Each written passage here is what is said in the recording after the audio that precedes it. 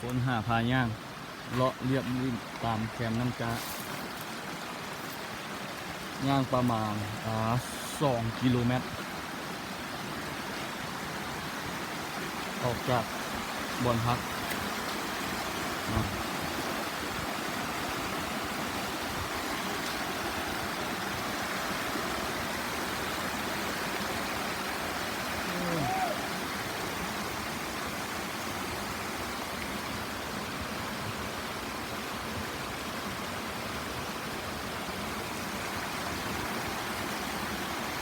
โอ้ปลาหลายออกจากบ้านที่ฮะเอาพี่น้องโอ้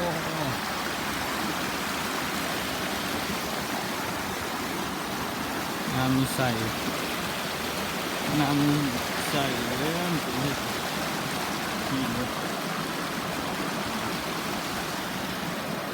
ไม่ใส่ในจาน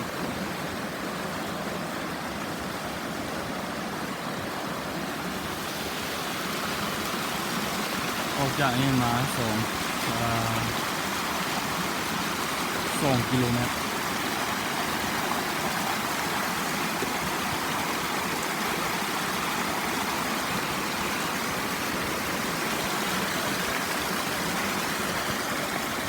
กินปลาใหญ่อร่อยแล้วครับน้ำเย็น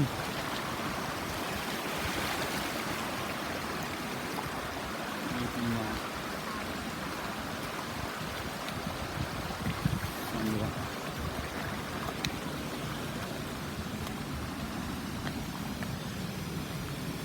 มานี่จะมีหวังน้อยนึงโอ้ปลานี่ร้าย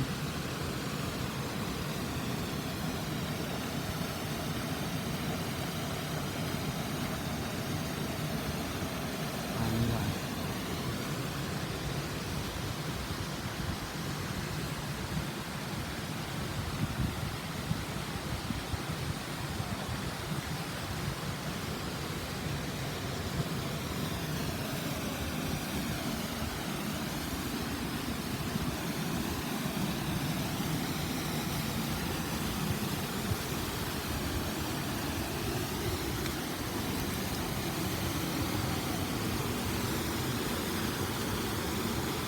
โอเคนี่เป็นบ่อนน้ำตก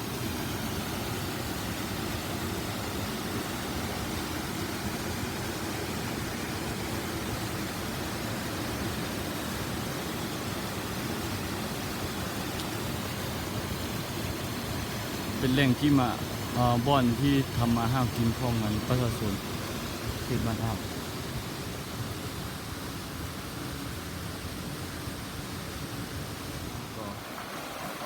โอ้น้ำใส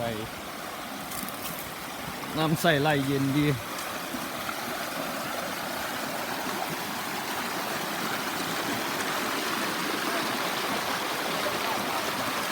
นี่ปลามันก็ได้เลยนะเมื่อกี้ปลาใหญ่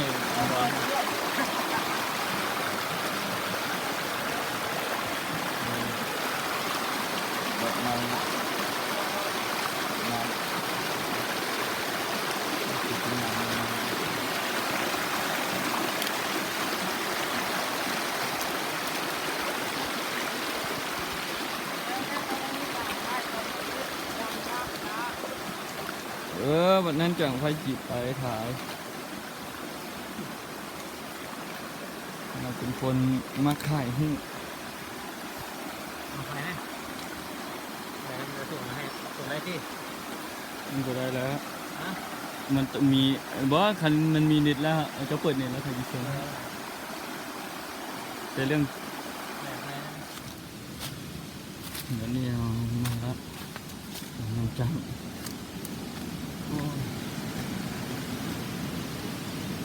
โอเคมันตกตะเนาะ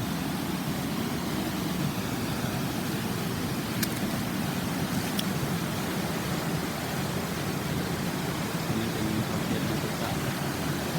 บางมุมที่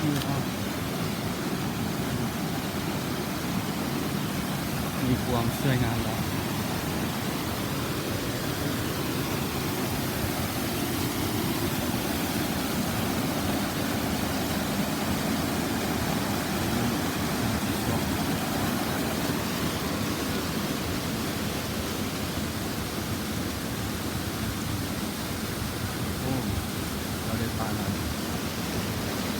ลาหลาย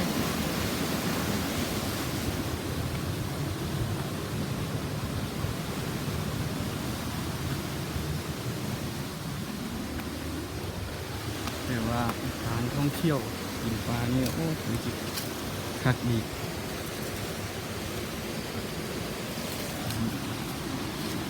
โอ้โหเมื่อวัน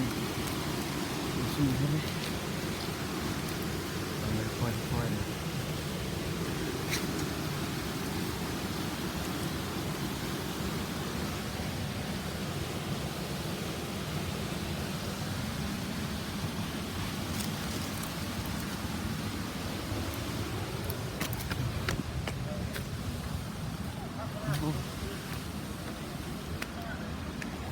การหาปลากินข้าวสวยโอ้ข้าพเจ้าก็ได้ลงสำรวจนี่ก็น่าจะได้ลงสำรวจคุณดูโอ้ไล่แล้วบ่เคยเห็นตบง่ายเลยเป็นขึ้นอย่างมันสู้น้ำมันคันนี้แหละมันโอ้ครับการหาทีมของทีมงานเนาะจะวิ่งอย่างก้อยของทีมงานอันนี้เป็นอาหารเข้าสวยเขาได้นี่โอ้โหธรรมดาปลาลายขนาดปลา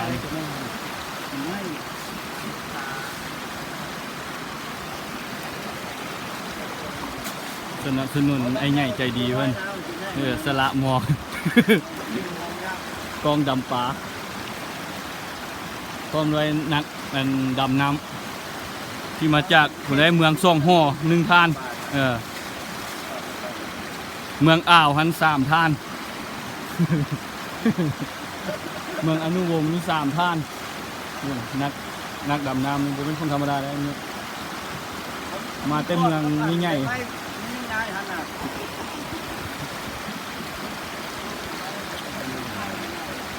ปลานี่หลาย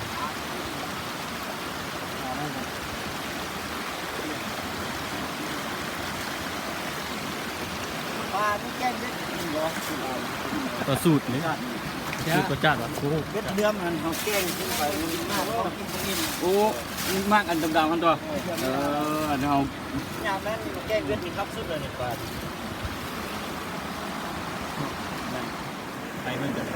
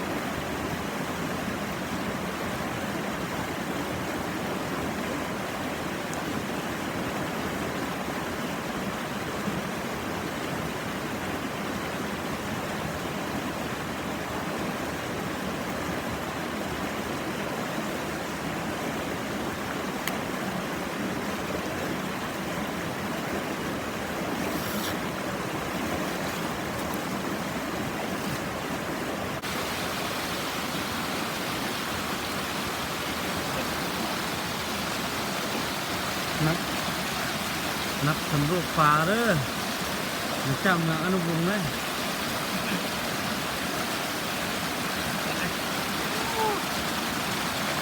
หลังนี้ปลาไหลสุด